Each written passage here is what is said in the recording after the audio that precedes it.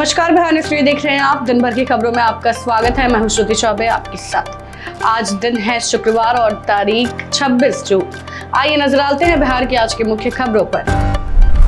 Bharat Tiwari encounter पर deputy CM का बयान, जांच रिपोर्ट के बाद होगा फैसला। उप मुख्यमंत्री विजेंद्र यादव ने कहा है कि भरत तिवारी एनकाउंटर मामले की न्यायिक जांच चल रही है और रिपोर्ट आने के बाद ही सच्चाई सामने आएगी। उन्होंने कहा कि सरकार अपना काम कर रही है और आंदोलन करने वालों को कोई नहीं रोक रहा है। क्या पक्ष है? जांच कमीशन गठित हो गया तो इसमें पक्ष की क्या बात? सरकार में हम लोग हैं, सरकार कार्रवाई कर रही है, जो शिकायत मिली है। अब कौन क्या कह रहा है वो आप लोग का मामला है, हम लोग का मामला नहीं। सरकार में हम लोग हैं तो जो हम लोग का दायित्व है, जो कर्तव्य है वो किया गया है। शिकायत मिली है तो जांच कराई गई, बिना जांच के कोई कार्रवाई। पीएमसीएच के पूर्व प्रिंसिपल ने मांगा वीआरएस, कार्रवाई पर उठाए सवाल। स्वास्थ्य मंत्री निशांत कुमार के आदेश के बाद पद से हटाए गए पीएमसीएच के पूर्व प्रभारी प्रिंसिपल डॉक्टर नरेंद्र प्रताप सिंह ने कार्रवाई को गलत बताते हुए मुख्यमंत्री से गुहार लगाई है। उन्होंने वीआरएस लेने की इच्छा जताई है और कहा है कि बिना उनका पक्ष सुने उनके खिलाफ कार्रवाई की गई है।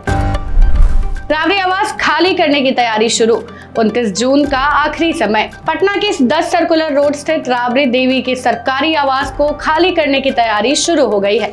परिसर से सीसीटीवी कैमरे हटाए जा रहे हैं और सामान की पैकिंग चल रही है। बता दें, सरकार ने आवास खाली करने के लिए 29 जून तक का अंतिम समय दिया है।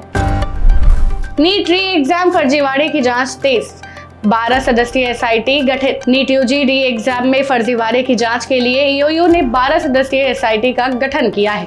जांच में सामने आया है कि सॉल्वर गैंग का नेटवर्क बिहार समेत 8 राज्यों तक फैला था और अब सीसीटीवी फुटेज और बायोमेट्रिक रिकॉर्ड की जांच की जा रही है। स्वास्थ्य मंत्री निशांत कुमार की कार्यशैली की जेडीयू ने की तारीफ। जेडीयू के कार्यकारी अध्यक्ष संजय कुमार झा ने स्वास्थ्य मंत्री निशांत कुमार की कार्यशैली की सराहना करते हुए कहा कि वे कम बोलते हैं और ज्यादा काम करते हैं। उन्होंने कहा कि निशांत कुमार नीतीश कुमार की कार्यशैली पर चलते हुए बिहार की स्वास्थ्य व्यवस्था को बेहतर बनाने में जुटे हैं। नीट यूजी 2026 फीस रिफंड के लिए 30 जून तक बैंक डिटेल सुधारने का मौका। एनटीए ने नीट यूजी 2026 के उम्मीदवारों को परीक्षा शुल्क रिफंड के लिए बैंक खाते की जानकारी सुधारने का आखिरी मौका दिया है। अभ्यर्थी 30 जून रात 11:55 तक अपनी बैंक डिटेल, आईएफएससी कोड और जरूरी दस्तावेज अपडेट कर सकते हैं। इसके बाद किसी भी तरह के सुधार का मौका नहीं मिलेगा। बिहार में शिक्षकों के तबादले का नया नियम लागू, अब ऑनलाइन होगी पूरी प्रक्रिया। बिहार सरकार ने शिक्षकों के तबादले के लिए नई नियमावली लागू कर दी है। अब ट्रांसफर पूरी तरह ऑनलाइन और अंक प्रणाली के आधार पर होगा। गंभीर बीमारी, दिव्यांगता और पति पत्नी वाले मामलों को सबसे पहले प्राथमिकता दी जाएगी, जबकि सामान्य तबादला 5 साल की सेवा के बाद होगा। पूर्व चंपारण में अनोखा तबादला, सीओ को सिर्फ 7 किलोमीटर दूर मिली नई पोस्टिंग। पूर्व चंपारण में पहली बार एक अंचल अधिकारी का तबादला जिला बदलने के बजाय केवल 7 किलोमीटर दूर दूसरे अंचल में किया गया है। राजस्व एवं भूमि सुधार विभाग के इस फैसले के बाद प्रशासनिक और स्थानीय स्तर पर इसकी खूब चर्चा चल रही है। खान ग्लोबल स्टडी में लगी आग, क्लास के दौरान मची अफरा तफरी। पटना के मुसल्लरपुर स्थित खान ग्लोबल स्टडी में क्लास के दौरान आग लगने से छात्रों में अफरा तफरी मच गई। सभी छात्रों और कर्मचारियों को सुरक्षित बाहर निकाल लिया गया। शुरुआती जानकारी के अनुसार संस्थान के फायर सेफ्टी इंतजामों और एनओसी को लेकर भी जांच जारी है। बिहार के 1000 आंगनबाड़ी केंद्रों में बनेंगे आधुनिक नंद घर। वेदांता ग्रुप के चेयरमैन अनिल अग्रवाल बिहार के 1000 आंगनबाड़ी केंद्रों को आधुनिक नंद घर के रूप में विकसित करेंगे। नंद घर में बच्चों के साथ साथ गर्भवती और धात्री महिलाओं के लिए पैक्ड न्यूट्रिशन और मोबाइल हेल्थ वैन के जरिए नियमित स्वास्थ्य जांच की सुविधा मिलेगी। पहले चरण में पटना, गया, पूर्णिया, सीतामढ़ी, जमुई और शेखपुरा समेत कई जिलों के 5 से 10 आंगनबाड़ी केंद्रों का चयन किया जाएगा। ऋषुश्री मामले में हाईकोर्ट का बड़ा आदेश, मीडिया ट्रायल पर रोक। पटना हाईकोर्ट ने ऋषुश्री मामले में मीडिया ट्रायल पर अंतरिम रोक लगा दी है। कोर्ट ने कहा है कि याचिकाकर्ता को दोषी बताकर पेश नहीं किया जा सकता, जबकि जांच और न्यायिक प्रक्रिया से जुड़े तत्वों की रिपोर्टिंग जारी रह सकती है। बक्सर रेलवे ओवरब्रिज 21 दिन बाद भी बंद, मरम्मत का काम अधूरा। बक्सर रेलवे स्टेशन के पास बना नया ओवरब्रिज हादसे के 21 दिन बाद भी चालू नहीं हो सका है।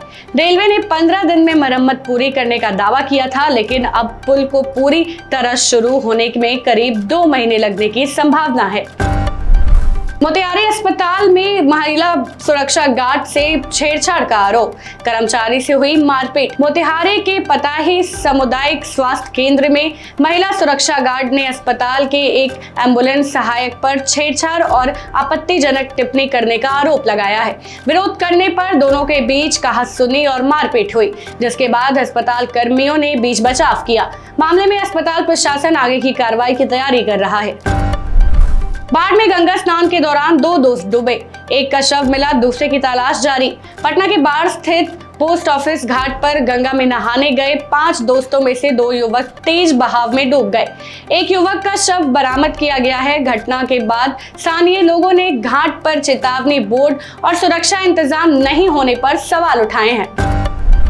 बिहार में मॉनसून होगा एक्टिव, कई जिलों में बारिश और आंधी का अलर्ट। मौसम विभाग ने बिहार के कई जिलों में बारिश, तेज हवा और बिजली गिरने का अलर्ट जारी किया है। 27 जून के बाद पूरे राज्य में मॉनसून के और सक्रिय होने की संभावना है, जिससे लोगों को गर्मी और उमस से राहत मिलेगी। ऐसे ही अपडेट्स के लिए बने रहे बिहार न्यूज टुडे के साथ। आप भी बन सकते हैं जनता रिपोर्टर। बस अपने क्षेत्र की किसी भी समस्या का एक बढ़िया वीडियो बनाइए, दिए गए व्हाट्सएप नंबर पर हमें पूरी जानकारी के साथ भेज दीजिए। तब तक के लिए जय हिंद, जय बिहार।